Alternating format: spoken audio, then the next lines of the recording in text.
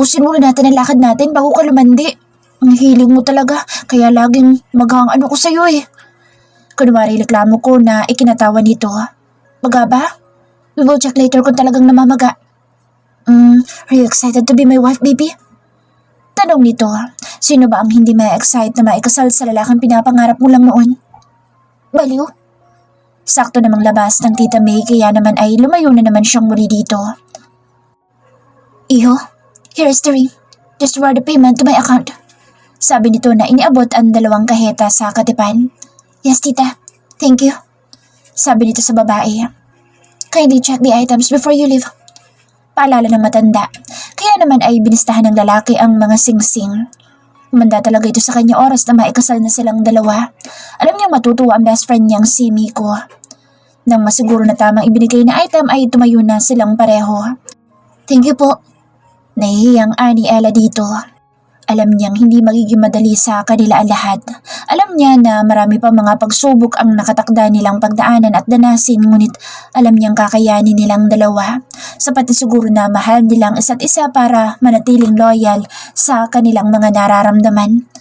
Let's go, baby. Baka umusok ng ilong ni Yael. Kanina pa yun sinisipag na tumawag, as if I care. Biro nito, inakay na siyang paalis. Nakakakaba, ngunit nakaka-excite ang mga nangyayari. Naglalakad na silang palabas ng mall, ngunit lumiko muna ito sa isang salon na sa labas ng mall lamang. Saan pa tayo pupunta? Tanong niya dito. Salon is our new destination. Let's go inside. Sabi nito sa kanya na inakay na siyang papasok sa loob ng salon. Moggy, make my wife beautiful. Utos dito sa babae. Wow, she's so pretty, Kuya Rafael. Bulalas ng babae na makita siya. Bigla tuloy siyang naging conscious sa kanyang itsura. Hi. Kimi niyang bati dito. Baka sabihin maldita siya. Hi po, she is Ella, right? Tanong nito kay Rafael. Yes. Sagot ng isa na nakangising nakatingin sa mukha niyang halata ang discomfort.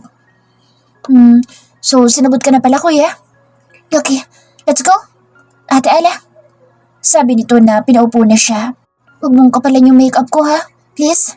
It's uncomfortable. Sabi niya dito. Noted po ate. Sagot nito.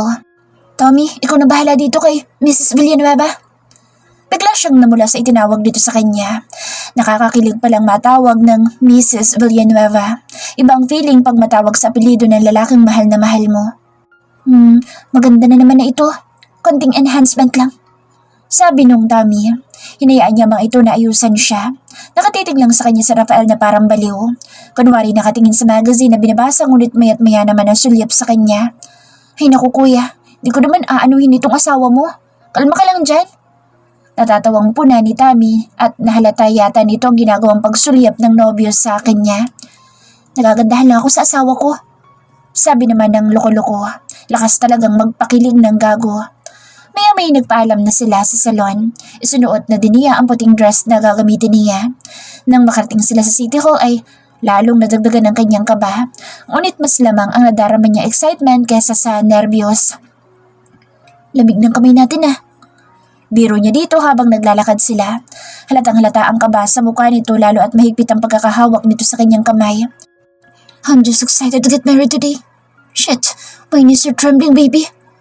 Sabi nito nang malapit na sila sa may elevator paakyat sa floor na kinaroroonan ng opisina ng mayor. Kinakabahan din naman ako. Pero ito siguro talaga. Sabi niya naman dito. No chance to escape, baby. Bulong nito bago binuksan ang pinto sa harap nila. Umungad sa kanila mga kaibigan ng nobyo at ng kuya niya. Halos mapuno ng mga ito ang silid. Seriously? Lahat kayo? Tanong nito sa mga kaibigan na lahat ay pawang nakakoat pa. Natatawa siyang tumingin sa mga ito. Mukhang mas prepared pa mga ito kaysa sa kanilang ikakasal. It's your wedding day, moron. So we should be here? Sagot ni Reed na katabi si Hans na hawak ang cellphone. Malamang ay takot na baka makaligtaan na naman ang tawag ng asawa nitong si Alice. Moral and immoral support, bro. Sagot ni Dustin. Makikikain lang ako. Sabi naman ni Jai na pinagbabatukan ng mga kasama nito. Hindi mo talaga mahalatang pawang mga bilyonaryo ang mga ito. Mas mukha kasi mga kanto boys sa mga ito. Napakakukulit at ang gagaslaw ng mga ito. Sorry, I'm late. Humihingal, nahiyaw ni Cairo na kasunod sa Red. Hindi pa pantay ang pagkakabotones ng polo nito. Sinong ring bearer? Tanong ni Sander na nakatingin kay Yael. What? Why are you looking at me like that? Idiot! Ring bearers for kids! Singhal nito.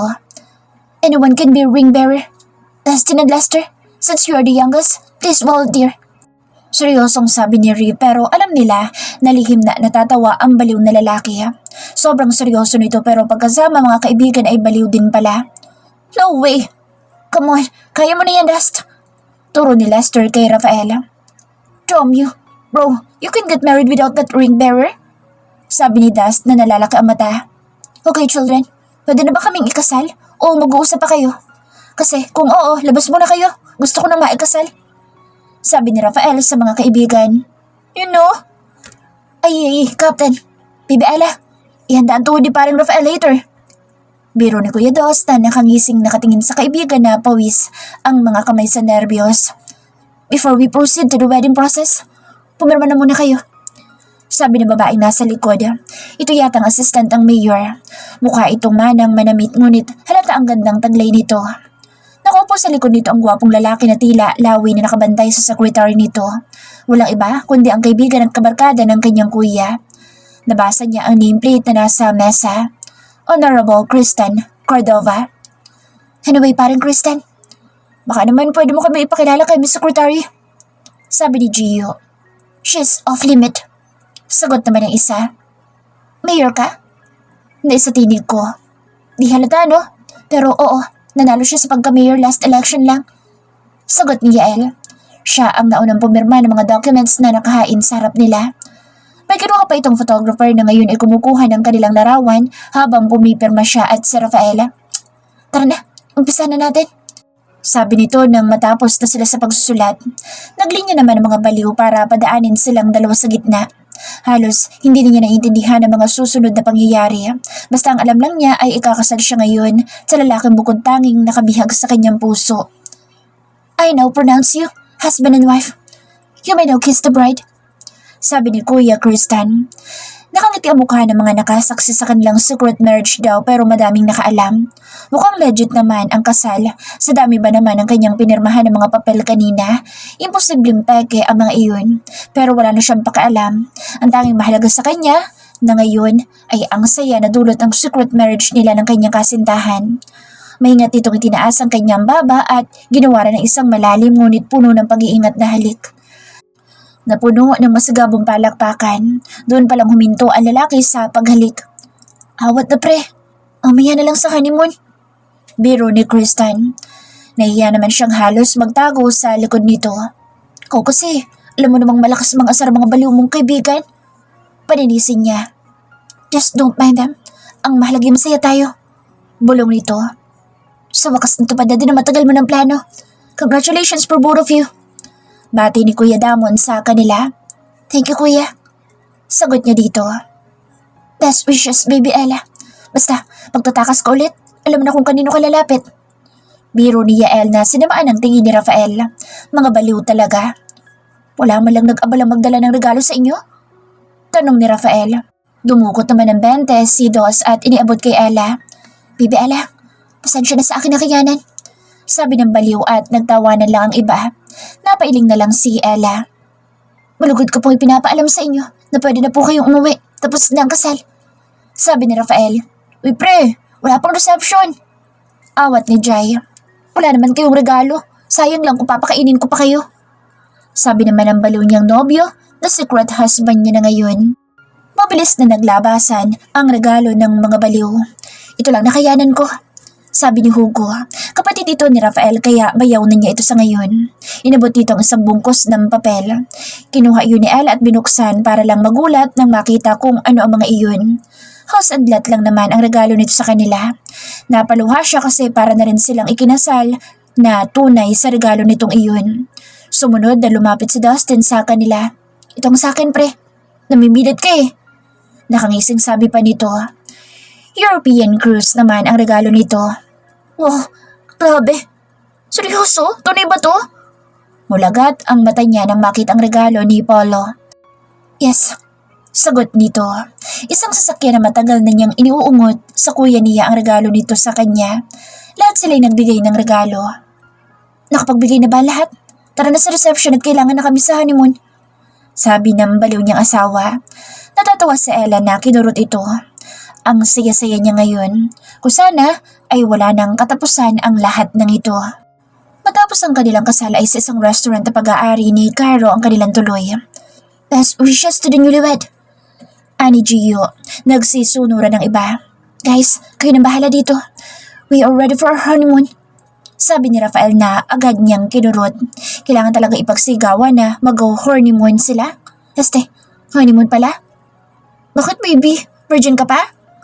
Tudyo ng baliw. Naglalakad na sila papunta sa kanilang sasakyan. May driver na sila siguro kasi sa backseat din ito nagbukas ng pinto.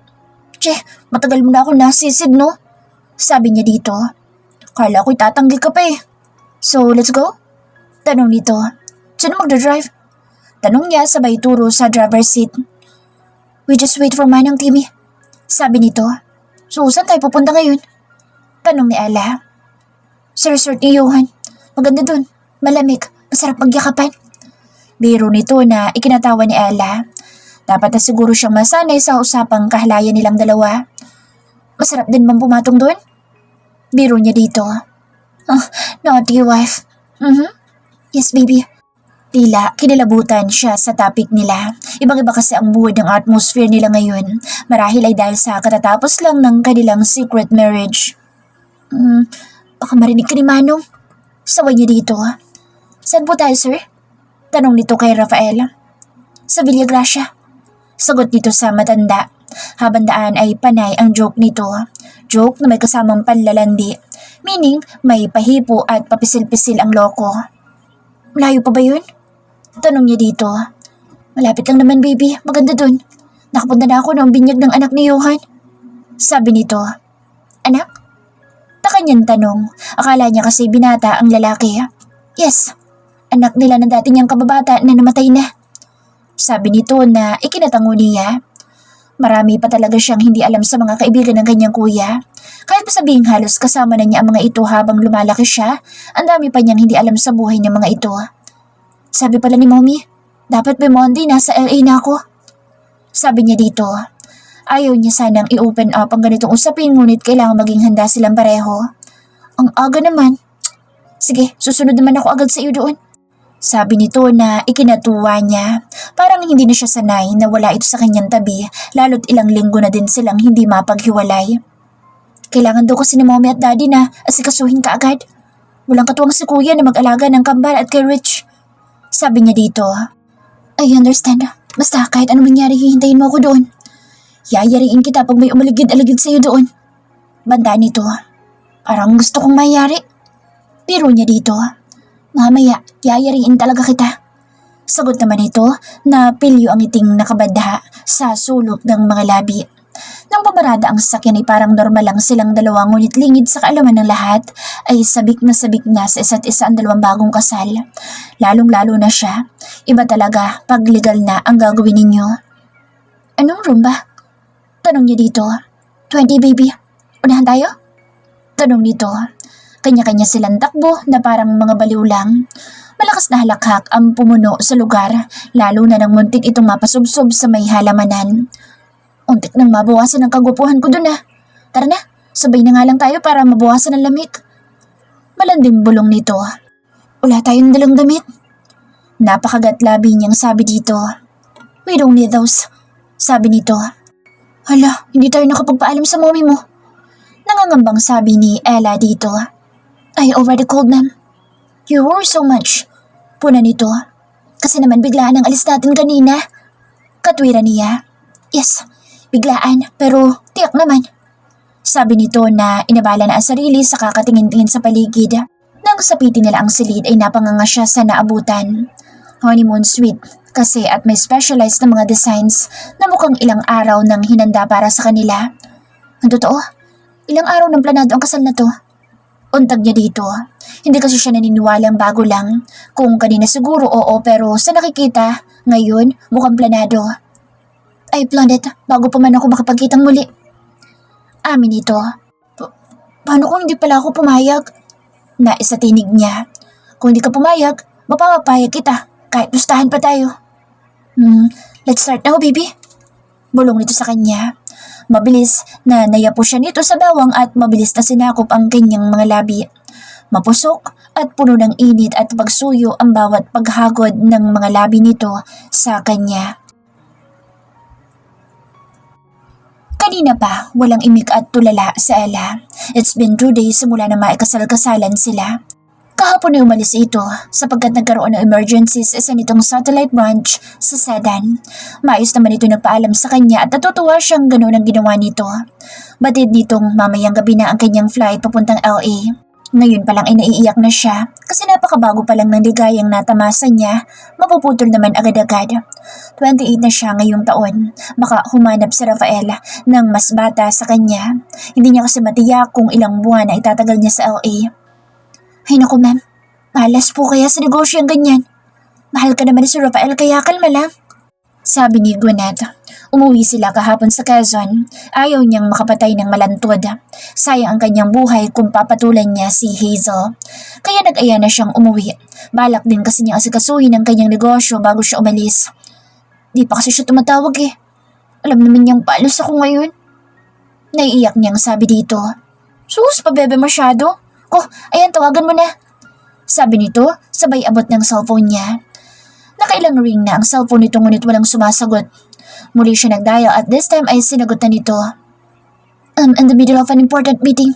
Don't ever disturb me. Sabi agad nito na halata sa boses ang pagkayamot dahil sa riging pagtawag niya.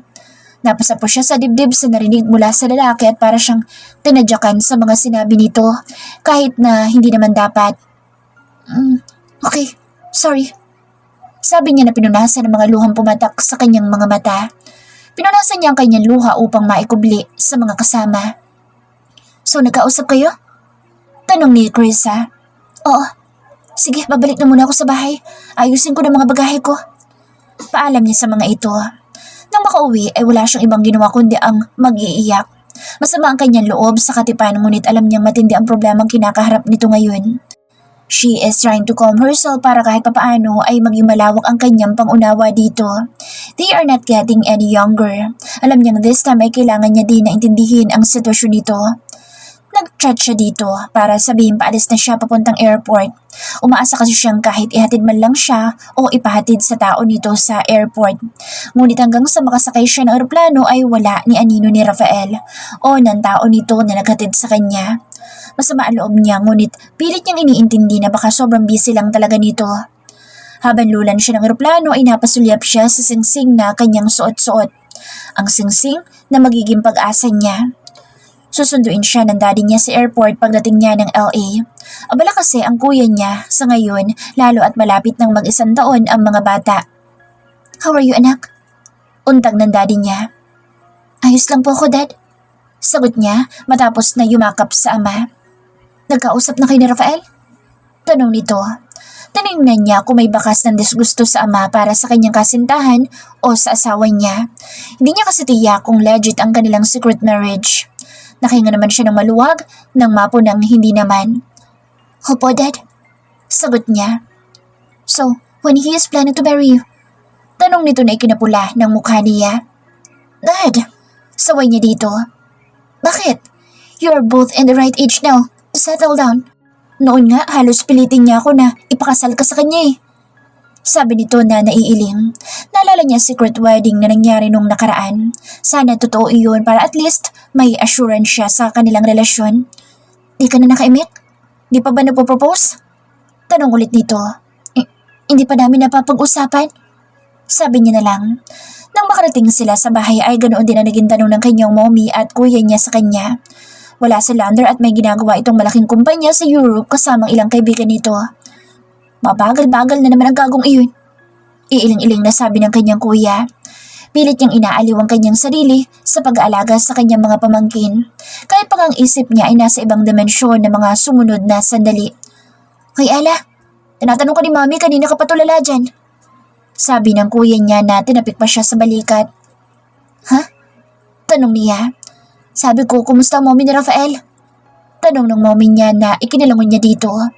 Paano nitong nalaman na nagkita sila ng mommy ni Rafael? Paano niyo nalaman na nagkita kami ng mommy ni Rafael? Ayos lang naman po siya. Sagot niya dito. She just hugged mom and dad. Welcome to the family daw. Nanunuksong sabi ng kanyang kuya. Oh, tanging niyang nasabi. Hindi niya alam ang bagay na iyon. Yes. Oh, talaga. Tapos mukhang LQ agad kayo sa pagkakatulala mo. Chuck, may away kayo no? Ani ng kanyang mommy. Sumamangod siya, lalo na maalalang hindi niya ito makontak simula kahapon. Hindi ko siya tumawag man lang simula kahapon nung umalis siya. Sabi niya. Ngayon, alam mo na ang nararamdaman niya nung tago ka ng tago. Sabi ni kuya. Baka umanap na yun ng babaeng hindi layas. Ani ng kanyang dad. Daddy naman eh. Nag-aalala na nga ako. Inis siyang napapadyak kung bakit kasi hindi man lang nag-chat ang lalaking iyon. Ganun ba kahalaga ang negosyo nito na kahit ang i-chat siya ng hi ay hindi nito magawa? Yan, pakipot pa kasi. Kakaganyan mo, tatandang dalaga ka talaga. Ani mommy. Umasa na naman iyon sa akin. Kaya kahit mag-asawa na kayo agad-agad ay ayos lang sa akin anak.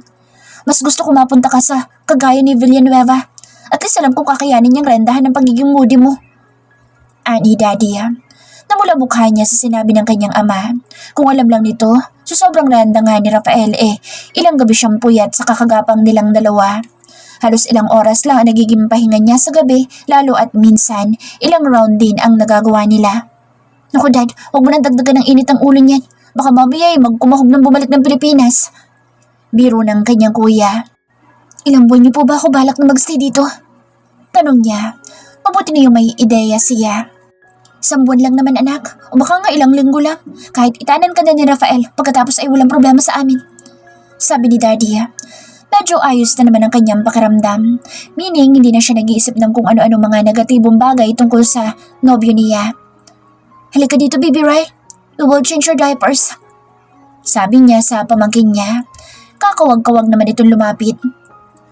Tata, mommy. Ta. Sabi nito, natatawa niya naman itong pinupog ng halik. Ikalawang araw na niya sa OA at wala pa ring chat mula sa lalaki. Kaya naman tuwing gabi ay pag-iyak ang kanyang duty. Dagdag pa sa isipin niya ay ang pag-iisip ng tungkol sa kanyang dinadala. Buntis siya. Hindi niya nga lang tiyak kung ilang linggo na. Nahihiya siya magsabi sa kanyang mga magulang lalo at hindi na nagpaparamdam si Rafael. Tulala ka na naman, hindi pa ba tumatawag? Untag ng kuya niya. Malungkot niya itong nilungon. Nasasaktan siyang isipin na baka nagsawa na nga itong maghintay sa kung kailan siya pwedeng bumuo ng pamilya. Ang isa pa sa bumabagabag sa kanya ay ang iilang larawan nito na kumakalat sa mga society pages na engaged na ito sa isang anak ng business partner nito. Kung sakaling totoo iyon ay wala siyang magagawa. Ngunit paano ang batang nasa sinapupunan niya? Hindi na siya tumawag simula nang umalis siya. Sabi niya. Wala explanation? Usisa nito. Umiling siya. Maski chat nga nung araw na umalis siya ay wala. Huwag mo na masyadong isipin iyon. Maayos niyo yung dalawa. Kung gusto niyong maunang maikasal sa amin ni Rich ay ayos lang. Kasal na naman na kami. Sabi ng kanyang kuya Lindan. Maski text nga'y wala kasal pa kaya? Himutok niya. Hindi niya mapigilang hindi mapaluha lalo na nang maalala ang mga larawan na nakita niya kahapon. Sus, mga tampuhin. Sabi nito na bahagyang ginulo ang kanyang buhok. Pag hindi siya tumawag hanggang bukas, makikapag-break na ako. Para naman at least hindi na ako nag-iisip sa kanya. Inis niyang sabi. Sus, ang gaan ng problema niyo i-break agad? Sabi nito. Aka kasi totoo na mga nasa society page. Malungkot niyang sabi dito. Nang gabing iyon ay wala pa ding chat mula sa lalaki. Sa sobrang inis niya ay nag-type siya. Break na tayo. Yun ang text niya at sinandagad. Wala pang ilang segundo ay nag-reply na ito. Samantalang magta3 linggo na itong walang paramdam sa kanya. Okay, if that's what you want. Yun ang reply nito na ikinahagulhol niya. Ina-expect niya kasi napapalang ito sa tagal ng pagtitiis nito sa paghihintay sa kanya. Baka manghinayang. But it seems that hindi na siya nito kailangan pa sa buhay nito. Dahan-dahang iminulat ni Ella ang kanyang mata. Napakurap-kurap pa siya nang mapunang nasa gitna siya ng ilog at nakasampas sa isang bato. Buhay siya. Yun ang naisip niya. Ngunit nanlaki ang kanyang mga mata nang mapuna kung ano ang maaari niyang kabagsakan. May tila umiikot sa ilalim ng bato na tubig. Napaiyak siya. Takot na takot siyang gumalaw at baka mahulog siya. Kung kanina'y handang-handa na siyang mamatay, ngayon naman ay nahihintakutan siya. Halos wala ng boses na lumabas sa kanyang mga labi. Nanunuyo ang kanyang lalamunan. Maya-may nakita niya ang pagdaan ng guard. "Help!" Sigaw niya muli, ngunit tila walang narinig ang guard. "Oh, Holy Mother of God! Help me!" Tigpi-tigpi ang pawis niya, lalo na nang mapansin na unti-unting pagdulas ng kanyang pagkakaapak. Dahan-dahan siya sa kilos niya sa takot na baka lalong lumihis ang apak niya. Nangangalay na ang kanyang mga paa at kamay sa kanyang pwesto. "Help!" Muli sigaw niya, ngunit kagaya kanina ay tila walang nakakarinig sa kanya. Naalala niya ang mga nangyari kani-kanina lang. Napaiyak na naman siya. Uwang-uwa siya sa kanyang sarili. Hindi niya lubos akalain na magiging ganoon kadali ang magiging panghusga ng kanyang pamilya. Nabuhayan siya ng loob nang makitang unti-unting pagliwanag ng kalangitan. "Help me, please!" Halos paus na siya. Dala marahil ng pagod at gutom na kanyang nararamdaman. Muli niyang iginala ang kanyang mga mata. Nagbabaka sakali na may makita siyang tao na magliligtas sa kanya. Sinubukan niyang gumalaw ngunit malimpaa ang kanyang naiapak. Sa halip kasi na kanan ay ang kaliwa ang kanyang naihakbang. Paghawak niya sa kabilang bahagi ng bato ay dumulas na ang kanyang kamay. Malakas siyang napahiyaw nang tuluyan ang nahulog ang kanyang katawan. "Ella! Hoy, Ella! Gising!" Dinig niyang tawag sa kanya. Napadilat siya. Napaluha siya ng mabungaran ng kanyang mommy na tila naguguluhan sa kanyang naging reaksyon. "What's wrong, anak?" Nag-aalalang tanong nito sa kanya. Yumakap siya na mahigpit dito at humagulhol. Akala niya talaga ay totoo na ang lahat. Akala niya iniwan na siya ng lahat. Yun pala'y panaginip lang ang lahat. "Lyndon, magdala ka ng tubig dito!" Sigaw ng mommy niya sa kuya niya. "Ano nangyari, anak?" Tanong nito sa kanya. "Nanaginip po ako ng masama, mommy." Pagkukwento niya dito. "Sus, akala ko na may kung ano na. Huwag ka kasi mag-iisip ng masama. Magdasal ka bago ka matulog." Sabi nito. "Oh, ito na yung tubig." "Nagtataka kasi kami sa'yo kanina, bigla kang tumili. Ang bilis nga ng takbo ni mommy, hindi halatang may rayuma." Biro ng kanyang kuya. "Nanaginip kasi ako ng masama." Sabi niya dito. Yan ang napapala sa kakaisip ng masama kay Rafael. "Hala, nasa baba pala yung ex mo." Sabi nito na ikinamulagat niya ng mga mata. "Hinanap ako?" Mahina niyang tanong dito. "Hindi. Hala siyo, break na kayo, gusto mo pang hanapin ka? Matindi ka din." "Wala akong sinabing ganun." Irap niya dito. "Sus, kunwari pa tayo eh. Ano, sasabihin ko bang nagbago ng isip mo?" Panunokso nito sa kanya. "Dino, kahit hindi ko na siya makita, baka alam ko, mabubuhay ako kahit wala siya." Ingos niya. Napahaplos siya sa kanyang tiyan nang maisip ang batang nasa sinapupunan niya. Kailangan niya ito sa buhay nila ng anak niya, ngunit ayaw niya ibaba ang kanyang pride. Lalo na tuwing naiisip na malapit na itong ikasal sa anak ng kaibigan ng pamilya nito. "Bumaba ka na, anak. O nga pala, pwede ka nang bumalik ng Pilipinas. Anytime mo gustuhin." "Ilang buwan na ba yan?" Tanong ng mommy niya na inginuso ang kanyang tiyan. Tama nga sila. Marahil ay makakapagtago ka sa ibang tao pero hindi sa iyong ina. Naglilihi siya ngunit ingat na ingat pa din siyang malaman na mga ito ang kalagayan niya, lalo't hindi pa malinaw ang kanilang estado ng ama ng kanyang ipinagbubuntis. "Hindi ko po alam eh." Malungkot niyang sagot sa kanyang mommy. "Tara na, bangon na, baka kung ano pang maikanta nun sa daddy mo. Ikaw din." Pananakot nito. Napabalik ko siya ng bangon. Pagbaba niya ay nandoon nga ang lalaki. Tila lalo itong naging gwapo sa kanyang paningin. Nag-iwas siya ng tingin na magtama ang kanilang tingin. "Hi po, tita." Bati dito sa mommy niya. "O Rafael, iho, matagal kang hindi nagparamdam ah." Sabi ng mommy niya na sumulya pa sa kanya. "I need to fix things po. At ngayon palang nagkaroon ng time na gumala." Sagot nito.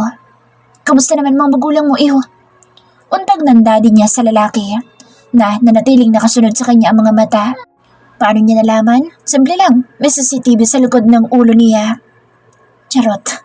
Pasimple din kasi siyang nakatingin dito. "Ayos lang naman po, tita. May dala po pala akong pasalubong sa ex ko po. Baka gusto niyo kamo ng dried mangoes." Sabi ng lalaki. "Ah, may ex ka dito, pre?" Natatawang tanong ng baliw niyang kuya. "Ah, oo. Break na daw kami." Sabi naman ng lalaki. "Ay, sayang. May bar na malapit dito, pre. Magaganda mga babae dun." Sabi ng kuya niya. Hindi niya mapigilang tingnan ng masama ang kuya niya. Alam niyang sinasadya nitong inisin siya lalo at sulos na sulos siya. Maisip niya pa lang na may ibang babae na ito. Sulosong mapapangasawa ko, pre. Pas muna ako sa mga ganyan. Mahirap matulog pag galit eh. Kung di lang bumagyo, baka 1 linggo pa ako lumipad papunta sa fiancé ko. Sabi nito. Siya naman ay parang naiiyak na dahil mukhang totoo nga may fiancé na itong iba. Oh, Ella, saan ka pupunta? Tanong ng daddy niya. Sa labas, maghahanap ng lalaki. Inis niyang parunggit dito. Ako, Rafael, baka gusto mong i-date ang dalaga ko. Malapit na itong mag-expire eh. Ani ng daddy niya. Dad! Saway niya sa daddy niya. Sure, tito. It's a pleasure to date my ex. Biro pa nito. So, naging kayo talaga? Oo, malihim ka talaga, anak. Isama mo ito sa bahay niya sa Chicago. Naboboard na ito dito eh. Sabi ng mommy niya. Mommy, hindi ako naboboard at wala akong balak na makapag-date. Tanggi niya dito. Ayaw niya na maging sanhi ng kabiguan ng iba kaya iiwasan niya ito hanggat gusto niya. Bakit? Natatakot kang baka matukso ka? Tanong ng lalaki na magaling talaga sa tactics na ganito. Hindi ako natatakot. Di naman kita mahal. Pagmamatigas niya. Di mahal pero kanina mo pa binalak na sunggaban. Yun naman pala eh. Bakit natatakot kang sumamang makapag-date sa akin? Taas ang kilay na tanong nito na ikinasakit ng kanyang ulo. Balak niya kasi itong iwasan sa abot ng kanyang makakaya. Rafael, walang matinong mag-ex na nagde-date, no? Inis niyang sabi dito. Meron. Tayo. I don't see anything wrong about dating your ex. Tsaka sabi mo nga wala ka na naman ang nararamdaman sa akin, di ba? Seryosong sabi nito. Oo nga. Okay, fine. Makikipag-date ako pero no touch. Singhal niya. Sus, huwag kang maniwala, pre. Free touch na yung kapatid ko't malapit na yung ma-expire. Ani ng kanyang kuya na bugaw. Di man lang pinapagalitan ng daddy niya ang kapatid na parang ibinubugaw na siya sa lalaki. Pag-iisipan ko muna, pre. Di na daw ako mahal eh. Sabi ng lalaki. Sus, ilang gabi. Hindi na nito na ituloy ang pambubuko sa kanya dahil maagap niyang natakpan ang bibig nito. Oo na, diba? Sasama na. Doon ka na muna sa labas, maliligo pa ako. Inis niyang sabi dito. Sus, kung isama mo na lang kaya ang ex mo sa paliligo mo para maiba. Biro ng kapatid niya kaya binatunan niya ito ng kanyang tsinelas. Daddy, si kuya oh. Apakabugaw. Inis niyang sumbong sa kanyang daddy. Ligo na, baka isipin kung gusto mong samahan kitang maligo pag magtagal ka pa. Sabi ng gunggong na lalaki. Tumalikod na siya at umakyat sa kanyang silid. Puno ng tanong ang kanyang isip kung ano ang rason kung bakit hindi ito kaagad na nakasunod.